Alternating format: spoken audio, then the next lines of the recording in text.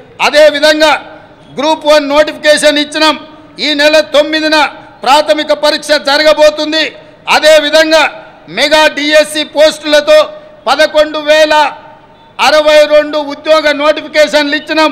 తొందరలోనే ఈ టీచర్ల నియామకాలను చేపట్టడం ద్వారా తండాలలో, గూడాలలో, మారుమూల పల్లెల్లో పేదలకు విద్యను అందుబాటులోకి తీసుకొచ్చి ప్రతి పేదవాడికి విద్యను అందించాలన్న లక్ష్యమే మా ప్రభుత్వం యొక్క లక్ష్యము.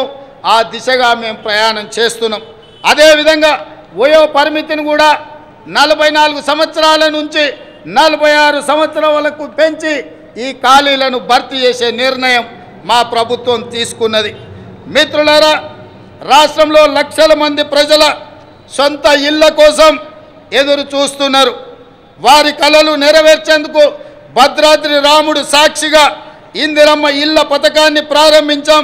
పేదల కోసం ఈ ఏడాది 4,50,000 ఇండ్లను మంజూరు చేయడమే కాదు, 22,500 కోట్ల రూపాయలు నిధులు కేటాయించడం ద్వారా ప్రతి శాసనసభ నియోజకవర్గంలో 3,500 ఇళ్ళు పేదవాళ్లకు నిర్మించి పేదవాడి సొంత ఇంటి కలను, చిరకాల స్వప్నాన్ని మా ప్రభుత్వం పూర్తి చేయాలని దృఢ సంకల్పంతో ముందుకు వెళ్ళడం జరుగుతుంది. అదేవిధంగా విద్యారంగ ప్రక్షాళన, తెలంగాణ ఎడ్యుకేషన్ హబ్గా తీర్చిదిద్దాలని సంకల్పించాం. అందుకే ప్రతి మండల కేంద్రంలో అంతర్జాతీయ మోడల్ స్కూళ్ళను నిర్మించడం మా బాధ్యతగా భావించి ఆ ప్రయత్నాన్ని ముందుకు తీసుకెళ్తున్నాం. అదేవిధంగా స్కిల్ యూనివర్సిటీలను ఎంతోమందిని విద్యార్థులు పట్టాలు తీసుకుంటున్నారు, కానీ వాళ్ళకి స్కిల్ డెవలప్మెంట్ విషయంలో సరైన శిక్షణ లేకపోవడం వల్ల ఉద్యోగ ఉపాధి అవకాశాలలో కొన్ని ఇబ్బందులు ఎదుర్కొంటున్నారు.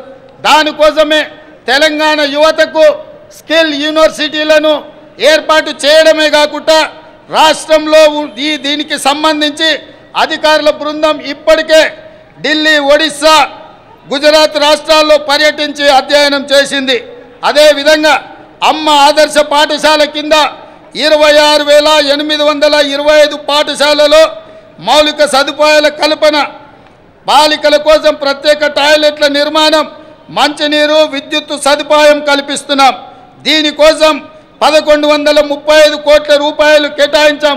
ఇదే కాకుండా స్కిల్ డెవలప్మెంట్ విషయంలో రాష్ట్రంలో 65 ఐటీఐలు ఉంటే ఈ 65 ఐటీఐలను టాటా సంస్థతో ఒప్పందం చేసుకొని వాటిని అభివృద్ధి చేసి వాళ్ళకు శిక్షణ ఇచ్చి ఉద్యోగ ఉపాధి అవకాశాలు కల్పించే విధంగా టాటా సంస్థతో మా ప్రభుత్వం ఒప్పందం చేసుకొని నిరుద్యోగ యువకులకు ఉద్యోగ ఉపాధి అవకాశాలు కల్పించాలని ఈనాడు మా ప్రభుత్వము కృత నిశ్చయంతో ఉన్నది.